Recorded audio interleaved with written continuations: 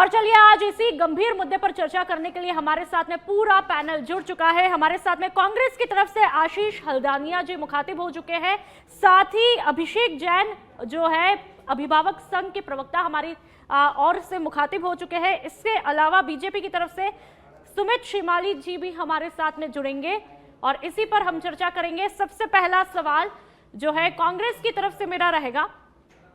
आशीष जी, आपके लिए सवाल है।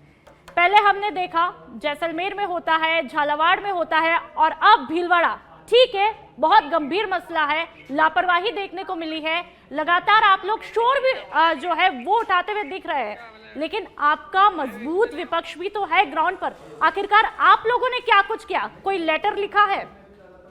देखिए, भाजपा की सरकार जो है वो राजस्थान में वैसे ही असंवेदनशील है। 19 महीनों में इसका प्रमाण मिल चुका है और भाजपा की सरकार का और शिक्षा का तो 36 का आंकड़ा है। ये चाहते ही नहीं है कि हमारा समाज शिक्षित हो, और समाज अगर शिक्षित हो गया तो धर्म की अफीम चटाकर जो सरकार ये बना लेते हैं, वो धर्म की अफीम चटाने वाले इनके पास मिलेंगे नहीं, तो फिर ये सरकार बनाएंगे कैसे? आप शिक्षा के मामले में भारतीय जनता पार्टी हमेशा पीछे रही है। आप इतिहास उठाकर देख लीजिए, इन 19 महीनों में ना इन्होंने एक नया कमरा बनाया, ना स्कूल बनाया, ना कोई कॉलेज बनाया, किसी भी तरीके का शिक्षा पर इन्होंने बजट खर्च नहीं किया है। इनको अभिभावकों की चिंता नहीं है, इनको उन नौनिहालों की चिंता नहीं है जो इस देश का भविष्य है, जो आने वाले समय में इस देश का आशीष जी, चिंता आपको थी, आपकी सरकार ने भी अच्छा खासा वक्त बिताया और ज्यादातर जो स्कूल के भवनों की हालत है उनकी एक्सपायरी डेट काफी अच्छी खासी है, 50 साल से ज्यादा हो चुके हैं लगभग। ये मैं ऑन रिकॉर्ड की बात कर रही हूं, बाकी पता नहीं कितने होंगे, लेकिन तब आप लोगों ने क्या कुछ किया? देखिए, कांग्रेस की सरकार में, जब कांग्रेस की सरकार थी तो मुख्यमंत्री अशोक गहलोत जी ने भवन निर्माण के लिए, स्कूल निर्माण के लिए बजट अलॉटेट किए थे और उस समय कार्य भी हुआ था। आप एक भी स्कूल का भवन बता दीजिए, एक भी छत बता दीजिए, एक भी दीवार बता दीजिए, एक भी गेट बता दीजिए जो कांग्रेस सरकार में गिरा हो या बच्चों की आपदा से मृत्यु हुई हो। लेकिन भारतीय जनता पार्टी में तो पूरा रिकॉर्ड है। आप झालावाड़ की घटना देखिए, झालावाड़ में 9 बच्चे मारे गए, 9 परिवारों का चिराग, नो माता पिता का बच्चा जो मारा गया, मृत्यु हो गई, उसकी काल का ग्रास बन गया। इसका खून किसके सर है? ये भारतीय जनता पार्टी के ऊपर है। बीजेपी के सुमित श्रीमाली हमारे साथ में बने हुए हैं। सुमित जी, आप पर सवाल आरोप जो है वो लगते हुए दिखाई दे रहे हैं। झालावाड़ हादसा देखा, साथ ही हमने उदयपुर का देख लिया, कोटा का देख लिया और अब भीलवाड़ा की बारी। आखिरकार कब तक? क्या हम लगातार एक और हादसे का इंतजार करते रहते हैं? आपके मुख्यमंत्री जी विधायकों सांसदों की क्लासेस लेते हैं, लेकिन लापरवाहियां कब रुकेगी?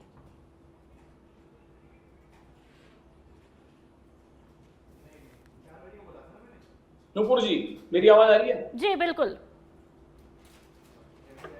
जी, सुमित जी बोलिए। देखिए, वो कहते हैं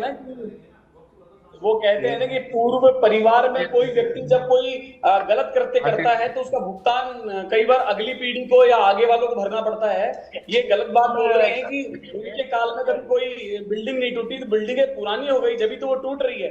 लेकिन निश्चित रूप से मैं बताना चाहूंगा, जिस प्रकार से पूर्व में बिल्डिंगें टूटी या जर्जर भवनों पे हमने उसके बाद तुरंत प्रभाव से एक्शन लेते हुए अधिकारियों को सचेत किया और माननीय सभी विधायक क्षेत्रों को जाकर के उनका रिपोर्ट कार्ड देने के लिए बिल्कुल तुरंत प्रभाव से हमने सूचित भी किया है। और पूर्व के हादसों को देखते हुए लगभग प्रदेश में 63,000 स्कूलों का सर्वे किया जा चुका है, जो कि जहां जर्जर भवन है और जो कक्षाओं के लिए, शौचालयों के लिए, और पिछले पूर्व के जो 5 साल, आप अगर बजट की बात करेंगे तो पूर्व के 5 साल और अब हमारे जो अभी हमारे 1.5 वर्ष हैं उसके बजट को आप देख सकते हैं, तो निश्चित रूप से आप परिवर्तन और आप बिल्कुल तुलनात्मक अध्ययन कर सकते हैं। आप देखिए, डांग मागरा बेवा क्षेत्रीय योजना के अंतर्गत हमने भवन निर्माण के लिए 15% से बढ़ाकर के उसको 20% किया है। तो ये परिवर्तन सुमित जी, क्या परिवर्तन की तस्वीर जैसलमेर थी? क्या परिवर्तन की तस्वीर झालावाड़ थी?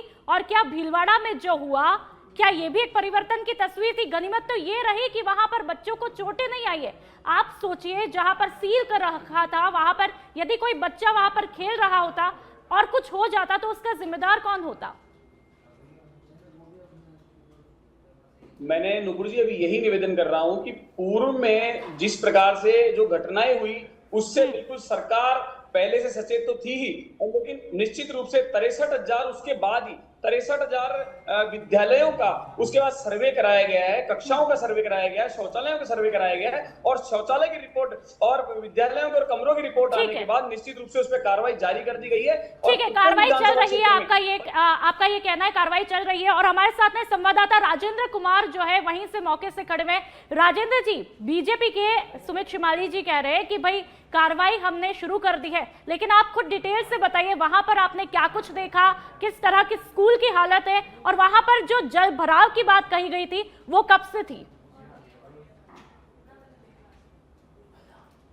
ये जल भराव की बारिश के समय में ही हो रही थी, और सुबह 8:30 बजे करीब ये बिल्डिंग धराशायी हो गई थी प्रातः के बाद में। और बंदेड़ा अधिकारी श्रीकांत व्यास ने निरीक्षण किया था। इस दौरान उन्होंने इसको सील करवाया था। क्या हादसे से पहले कोई निरीक्षण इस स्कूल का किया गया? क्योंकि जिस तरह की जानकारी जो सूत्रों के हवाले से मिली, वहां पर प्रिंसिपल ने कई बार अधिकारियों को अवगत करवाया, लेकिन किसी भी तरह से सुध नहीं ली गई, पानी की निकासी नहीं की गई। तो इस बारे में क्या कुछ जानकारी? ठीक है राजेंद्र जी, लगातार जो है तस्वीरें आपने दिखाई है, इस पर रिपोर्टिंग की है, लेकिन फिलहाल वहां पर अभी क्या कुछ हालात है, अधिकारियों का क्या कुछ कहना है, प्रिंसिपल का क्या कुछ कहना है? और चलिए, हमारे साथ में अभिभावक संघ के प्रवक्ता अभिषेक जैन भी हमारे साथ में बने हुए हैं। अभिषेक जी, हमने देखा है लगातार, चाहे झालावाड़ वाला हादसा हो जहां पर 7 बच्चों की तकरीबन मौत हो जाती है, फिर हमने देखा जैसलमेर में एक पिलर गिरने से एक बच्चे की मौत हो जाती है, आज भीलवाड़ा में जो देखा वो भी डरा देने वाला था। 73 बच्चे वहां पर पढ़ रहे थे। गनीमत ये रही कि वहां पर कोई बच्चा उस कमरे के आसपास नहीं खेल रहा था। ऐसे में हम इस स्थिति को कैसे देखें? पेरेंट्स की चिंताएं कितनी बढ़ जाती है? मैम, सबसे पहली बात तो क्या, पेरेंट्स की फिक्र तो किसी को है नहीं, क्योंकि आज जो भी घटनाएं घटती है उसके अंदर कहीं ना कहीं अधिकांश जो घटनाएं होती हैं उनमें सभी में अभिभावकों को दोषी ठहरा दिया जाता है, चाहे वो कांग्रेस की सरकार रही हो या वर्तमान में भारतीय जनता पार्टी की सरकार रही हो। जिस प्रकार से अभी आशीष जी बता रहे थे कि कांग्रेस शासनकाल में कोई घटना नहीं घटी, शायद भाई साहब को ध्यान नहीं होगा, कांग्रेस के शासनकाल में घटनाएं तो घटी थी, बस ये कह लो कि उसमें जिस तरह की घटनाएं अभी सामने आई उस तरह की घटनाएं नहीं हो पाई थी, क्योंकि स्कूलों के अंदर प्लास्टर पहले भी गिर रहे थे, दीवारें पहले भी गिर रही थी, लेकिन ये गनीमत थी कि वहाँ पे बड़े हादसे देखने को नहीं मिले थे, इसलिए मामला कभी इस तरह के मामलों को तुल नहीं मिल पाया था। अब वर्तमान में जिस प्रकार के मामले निकल करके आ रहे हैं बेहद गंभीर चिंतनीय है। कारण क्या है, झालावाड़ के अंदर 7 बच्चों की मौत हो गई, कई बच्चे घायल हो गए, इसके बाद जैसलमेर की घटना हो गई, उसके बाद उदयपुर के अंदर एक बच्चा मर गया। तो इस तरह की घटनाएं अपने आप में अभिभावकों को विचलित करती है कि हम किस तरीके से बच्चों को पढ़ाने भेज रहे हैं या उनको मारने के लिए भेज रहे हैं, तो जिसके ऊपर सरकार को मंथन करना चाहिए, चिंतन करना चाहिए। अभी जिस प्रकार से भाजपा के प्रवक्ता साहब कह रहे थे कि सर 63,000 स्कूलों का सर्वेक्षण करवा लिया, तो सर्वेक्षण तो करवा लिया, लेकिन उसके अंदर क्या चीज निकल कर सामने आई? 25,000 करोड़ रुपए चाहिए उन स्कूलों को दुरुस्त करने के लिए, वो कहां से लेके आएगी सरकार? सरकार को उसके ऊपर चिंतन करना चाहिए, उसके ऊपर मंथन करना चाहिए। वो बजट आएगा कहां से? क्योंकि राज्य सरकार का जो बजट है प्रेजेंट में, तो वो मात्र 6% का है, और 6% में जो मुश्किल से मुश्किल 2 से 2.5% बजट का कुल खर्चा करते हैं, वो भी सैलरी देने में। इसके अलावा जो 4% का बजट है वो तो ये भूल ही जाते हैं, खर्च करना ही भूल जाते हैं। अगर वो 4% का बजट भी अगर काम में लिया जाए तो हो सकता है कि सरकारी स्कूलों के ऊपर ध्यान जाए, लेकिन सरकारी स्कूलों को दुरुस्त करना नहीं चाहते, कारण निजी स्कूलों को संरक्षण देना है। उनकी जो मनमानी है निजी स्कूलों की, उनको कैसे फिर झेल पाएंगे अभिभावक? ठीक है आशीष जी, मैं आपके पास में आऊंगी। आपने अभिषेक जी को सुना है, आपका एक मजबूत विपक्ष है, आप बात बात पे हर मुद्दे को लेकर के तो सड़कों पर राहुल गांधी जी को लेकर के उतर जाते हैं। क्या ये मुद्दा इतना चिंता का विषय नहीं था? आपका विपक्ष इतना मजबूत है, क्या आप इस मुद्दे को लेकर के सड़क पर उतरे, विधानसभा में आवाज उठाई, क्या कुछ आपने एक्शन लिया? आरोप लगाने के अलावा की मैं बात कर रही हूँ। देखिए बिल्कुल, अभी जब विधानसभा का सत्र शुरू होगा 1 तारीख से, उसके बाद आप देखिएगा कि किस तरीके से इस मुद्दे पर गंभीरता के साथ में नेता प्रतिपक्ष टीकाराम जूली जी और कांग्रेस प्रदेश अध्यक्ष गोविंद सिंह डोटासरा जी किस तरीके से भारतीय जनता पार्टी के ऊपर प्रहार करते हैं। भारतीय जनता पार्टी ने तो शिक्षा को ये इस तरीके का अड्डा बना दिया है कि हमें शिक्षित तो किसी को करना ही नहीं है, शिक्षित करना नहीं है। विपक्ष पूरी भूमिका निभा रहा है, और आज जो पर्ची सरकार चल रही है, इस पर्ची सरकार को देखते हुए 19 महीनों में साफ नजर आ गया है, जिस तरीके से गोविंद सिंह डोटासरा जी ने कहा कि पर्ची की सरकार है, क्योंकि वास्तविकता में पर्ची निर्जीव होती है, पर्ची में जीव नहीं होता है। उसी तरीके से ये नरेंद्र मोदी और अमित शाह जी की पर्ची है, ये बिल्कुल निर्जीव है, इसमें कोई संवेदना नहीं है, इसमें कोई संवेदनशीलता नहीं है और ना इसमें कोई कुछ सहन करने की ताकत है, क्योंकि ये बच्चों की मौत पे भी ये आंसू बहाने वाले नहीं है। इनके शिक्षा मंत्री के आप बयान सुन लीजिए, झालावाड़ के पास में ही शिक्षा मंत्री जी का गृह जिला है, लेकिन शिक्षा मंत्री जी वहां नहीं पहुंचते। कांग्रेस ने आवाज उठाई है, आंदोलन करेगी कांग्रेस आवाज इसके उठाई खिलाफ। है, लेकिन आप ये भी बता दीजिए इन स्कूल की बिल्डिंग कब बनी थी, इनकी एक्सपायरी डेट क्या थी और आपने तब आपकी सरकार के कार्यकाल में आपने क्या कुछ क्या कोई रिकॉर्ड है, क्या कोई डेटा है?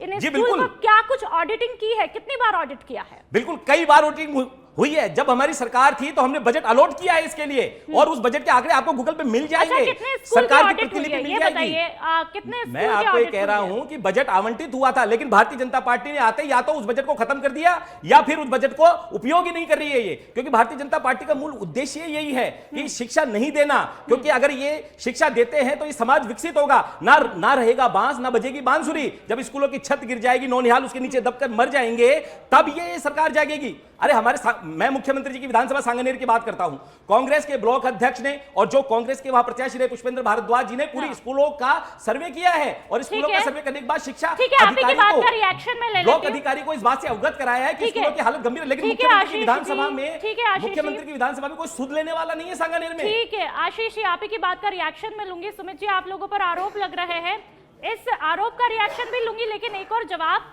जो कोर्ट ने कहा है कि तकरीबन 86,000 से ज्यादा जीर्णशीर्ण कक्षाओं के उपयोग पर रोक लगा दी जाए, अब तक कितनी कक्षाओं के उपयोग पर रोक लग चुकी है?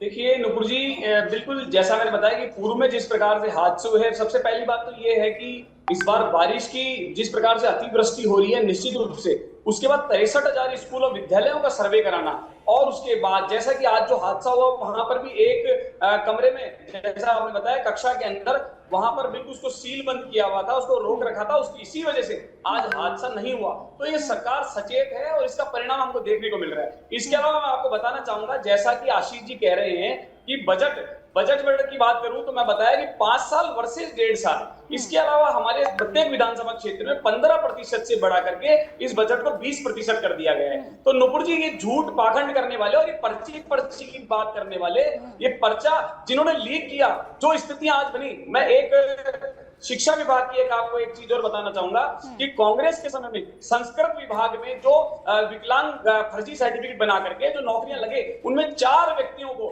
बिल्कुल बर्खास्त कर दिया गया और लगातार लगभग 100 व्यक्ति उसके अंदर रडार पर है लगातार। तो ये सचेत सरकार है। निश्चित रूप से जैसा मैंने बताया, डांग मगरा मेवात क्षेत्रीय योजना के अंतर्गत हमने इसके बजट को बढ़ाया है निश्चित रूप से। उसके अलावा निश्चित ही आपको अभी हमने एक चीज बताई, जैसा कि आज माननीय हमारे शिक्षा मंत्री मदन दिलावर जी ने बयान दिया है कि इस बार जो भी भवन के निर्माण होंगे, जैसे दवाइयों में एक्सपायरी और मैन्युफैक्चरिंग डेट होती है, वैसे निश्चित रूप से उसमें मैन्युफैक्चरिंग डेट और एक्सपायरी डेट होगी। भवन के निर्माण कब होंगे? लेकिन जब भवन का निर्माण होगा तब तक बच्चों की सुरक्षा को लेकर के क्या कुछ कदम उठाए जाएंगे? तब तक बच्चे घरों में बैठे, क्या करें बताइए? देखिए भविष्य में ऐसी घटना नहीं है, मैंने बताया ना कि भविष्य में नहीं होगी, लेकिन आज की तारीख का हम क्या करें सुमित जी? लेकिन आज की तारीख का हम क्या करें? आप भवन का निर्माण कराएंगे, ठीक है, मान लिया, लेकिन तब तक क्या करें? तब तक क्या इन्हीं भवनों में बच्चों को भेजा जाए? आप खुद बता दीजिए।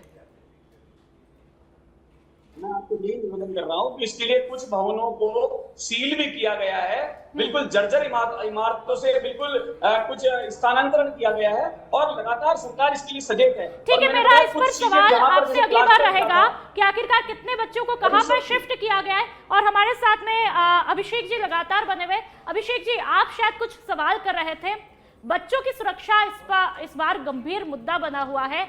बारिश तो पहली बार नहीं आ रही है, हर बार ही आती है, लेकिन ऐसे में कहीं ना कहीं सजगता की कमी यहाँ पर देखने को मिल रही है। हर दिन माता पिता के मन में, जहन में यही डर रहता है कि आज हमारे बच्चे जो हैं स्कूल जा रहे हैं, लेकिन वो फिर से सुरक्षित वापस लौटेंगे या नहीं। इसके लिए क्या किया जाना चाहिए? मैडम देखो, मैं एक चीज़ बताना चाहता हूँ, केवल सरकारी स्कूलों की व्यवस्था की बात नहीं करना चाह रहा, मैं ओवरऑल शिक्षा व्यवस्था की बात करना चाह रहा हूँ यहाँ पे। क्या तो सरकारी स्कूलों के अंदर जिस प्रकार के अच्छा हम लोग देखने को मिल रहा है, इससे तो हम लोगों का मन विचलित हो ही रहा है, क्योंकि इसके अंदर नौनिहाल जो हमारे भविष्य की नींव है, जिसको मजबूत होना चाहिए देश के भविष्य के लिए, देश के निर्माण के लिए, वो तो स्कूलों के अंदर दम तोड़ रहा है। इसके अलावा प्राइवेट स्कूलों के अंदर अभिभावकों का और बच्चों का लगातार शोषण हो रहा है। आरटी के अंदर जो राजस्थान सरकार दाखिले दे चुकी है 4 महीने पहले, उन बच्चों को आज तक पढ़ाई नहीं नसीब हो पा रही है, उनके ऊपर ये लोग जवाब नहीं दे पा रहे हैं। शिक्षा विभाग पूरी तरह से लाचार हो चुका है। ऐसी स्थिति में अगर कोई प्रश्न उठाए भी उठाए राजस्थान सरकार के ऊपर, तो उसका जवाब नहीं मिले तो वो राजस्थान सरकार किस बात की जिम्मेदारी निभाएगी।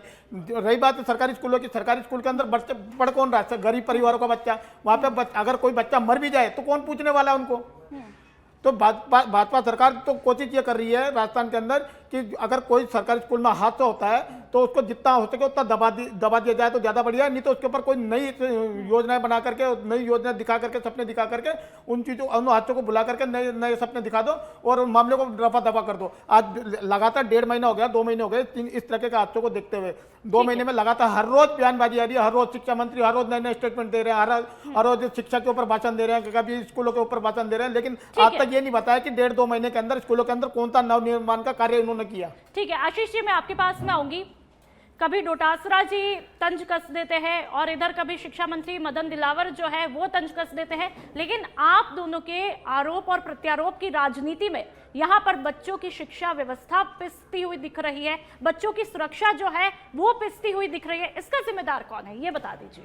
देखिए, इसकी जिम्मेदार पूरी तरीके से भारतीय जनता पार्टी है। आज पूरा राजस्थान ये पूछ रहा है, क्या भारतीय जनता पार्टी के एजेंडे में सिर्फ मंदिर है? क्या भारतीय जनता पार्टी के एजेंडे में स्कूल नहीं है? क्या भारतीय जनता पार्टी सिर्फ और सिर्फ मुआवजा देने को ही सब कुछ समझती है? बच्चों की जान की कोई कीमत नहीं है? क्या भारतीय जनता पार्टी ये समझती है कि मंदिर के नाम पे ही राजनीति करनी है उनको? है? लेकिन आप ये बताइए, सत्र तो जब शुरू होगा, लेकिन आप लोगों ने ग्राउंड पर क्या वर्क किया है ये बताइए। देखिए, हमारी ग्राउंड पे पूरी तैयारी है। भारतीय जनता पार्टी को घेरने के लिए एक बड़ा आंदोलन करने जा रही है कांग्रेस, क्योंकि राहुल गांधी जी का आदेश है। अब करेंगे नहीं, हमने पहले भी किया। झालावाड़ हादसे में देख लिया, झालावाड़ जब हादसा हुआ था तब कांग्रेस के अध्यक्ष वहां पहुंचे थे, कांग्रेस पार्टी के सभी नेता वहां पहुंचे थे, तब जाके भारतीय जनता पार्टी को झुकना पड़ा था। और ये मुआवजा देने की बात तो भारतीय जनता पार्टी ने बाद में की है, क्योंकि शिक्षा मंत्री इसमें बयान देने से कतरा रहे थे। शिक्षा मंत्री वहां जा नहीं रहे थे क्योंकि उनको बच्चों की मृत्यु से कोई मतलब नहीं है। उनको तो सिर्फ अपना एजेंडा रखना है कि भारतीय जनता पार्टी की सरकार कैसे बननी चाहिए। गोविंद देव जी के 100 करोड़ रुपए ये खा गए और यहाँ हीरोइन और जो अभिनेता है उनको नचा रहे, शराब परोस रहे। तो सुमित जी आप कुछ कह रहे हैं, आशीष जी आप ही की बात का जवाब दे रहे हैं। सुमित जी, ये झूठी बात करने वाले कांग्रेस सरकार के लोग जिन्होंने सिर्फ भ्रष्टाचार किया पिछले भ्रष्टाचार भारतीय जनता पार्टी ने किया है सर। भारतीय जनता पार्टी का भ्रष्टाचार उजागर हो रहा है। 19 महीनों में क्या कर दिया आपने? 19 महीनों में क्या कर दिया सुमित जी? इन 19 महीनों में जो रिपोर्ट थी, हाई कोर्ट ने कहा कि इतनी कक्षाएं 86,000 कक्षाएं जो है वो जर्जर अवस्था में है। आप लोगों ने क्या किया? आप लोगों ने अगर एक भवन निर्माण का भी कार्य किया तो आपकी बात का जवाब दे रहे हैं सुमित जी। जी सुमित जी बोलिए। संसद में करते हैं, कांग्रेस के प्रवक्ता टीवी में भी अनुशासनहीनता करते हैं। और अनुशासनहीनता नहीं है, ये जनता की बात है सर, ये जनता की बात है। 19 महीनों में ना एक भवन निर्माण बनाया आपने। सुमित जी कह रहे हैं, आप ही की बात का जवाब दे रहे वो। लेकिन उन लोगों को सिर्फ सीट बचाने में लगे हुए थे। भारतीय जनता पार्टी को धर्म के फिल्म चेता की सरकार बना रही है। एक मिनट आशीष जी, सुमित जी कुछ कह रहे हैं, एक बात सुन लेते हैं, आपको भी बोलने का मौका दिया जाएगा। जिस प्रकार से पूर्व के हादसे जीतते हुए हमने परिणामों के बिल्कुल ध्यान दिया और 15 से बजट को बढ़ा के 20% किया। आप सुमित जी ये बताइए, बारिश के शुरू होने से पहले आपने इन जर्जर भवनों को लेकर के क्या कुछ एक्शन लिया? झालावाड़ हादसे से पहले क्या लिया? जैसलमेर हादसे से पहले क्या लिया? क्या हादसे के बाद ही आप लोग जागते हैं? उससे पहले बताइए। ना पहले जागे थे ना आप जाग रहे हैं ना, ये पूरे 5 साल जागेंगे। जी सुमित जी एक मिनट, चुनावों के टाइम पे जागेंगे। एक मिनट मैं आपके पास में आऊंगी। सुमित जी आप बताइए। जी कोई अनुशासनहीनता नहीं करे, बिल्कुल। मैं यही निवेदन कर रहा हूं कि लगातार सर्वे 15 से 20% बड़ा बजट को बढ़ाना और निश्चित ही जहां पर सर्वे करने से बच्चों की जिंदगी थोड़ी ना बचेगी, वहां से बच्चों को दूर। ठीक है हमारे साथ में अभिषेक जी लगातार बने रहे। अभिषेक जी आप कुछ कह रहे हैं, फाइनल कमेंट में आपसे चाहूंगी कि आखिरकार किस तरह से सिस्टम को होना चाहिए जिससे अब बच्चों की सुरक्षा जो है वो पूरी तरह से खतरे से बाहर रहे। जब वो शिक्षा के मंदिर में अपना कदम रखे तो वो निश्चिंत होकर के जाए और अपनी शिक्षा को पूरी करके आए, किसी भी तरह से खतरा उनके सर पे ना मंडराए। ऐसे में किस तरह से सिस्टम को देखा जाना चाहिए और उस पर वर्क किया जाना चाहिए? सरकार खतरे से तभी बच सकती है जब वो अपनी जिम्मेदारियों का निर्वहन करे, अधिकारियों को तत्काल कार्रवाई करने के, तत्काल निर्णय लेने के निर्देश देवे, धरातल पर उतरने के निर्देश देवे। आज जिस प्रकार से भारतीय जनता पार्टी कहती है कि हम विश्व की सबसे बड़ी पार्टी है, कम से कम उन कार्यकर्ताओं को धरातल पर उतार करके उन सरकारी स्कूलों के अंदर जा जाकर दिखवा करके, ये एक दिन में सर्वेक्षण रिपोर्ट तैयार हो सकती है, ये एक महीने में सर्वेक्षण रिपोर्ट तैयार करवा रहे हैं, ये कौन सी व्यवस्था है? अगर एक दिन के अंदर रिपोर्ट तैयार करके अगले दिन ही उनके स्कूलों के ऊपर काम करना शुरू हो जाए तो इस तरह की नौबत आई नहीं, इस तरह के सवाल उठे ही नहीं, सरकार अपना बची हुई है। ठीक है, चलिए बहुत बहुत शुक्रिया, आप तमाम मेहमान हमारे साथ में जुड़े और इस गंभीर मुद्दे पर हमने चर्चा की है। लेकिन सवाल अब भी बरकरार है कि ढहते स्कूल और टूटते सपने, आखिरकार कब इन हादसों पर लगाम लगेगी और कब इन पर पूरी तरह से रिपोर्ट तैयार होगी और कब बच्चे जो नौनिहाल है वो सुरक्षित तौर पर शिक्षा के मंदिर में जाएंगे और एक निश्चित होकर के अपनी पढ़ाई को सुचारू रूप से कर पाएंगे, ये सवाल अभी भी बना हुआ है। तो फिलहाल इस प्रोग्राम में इतना ही, दीजिए इजाजत, नमस्कार।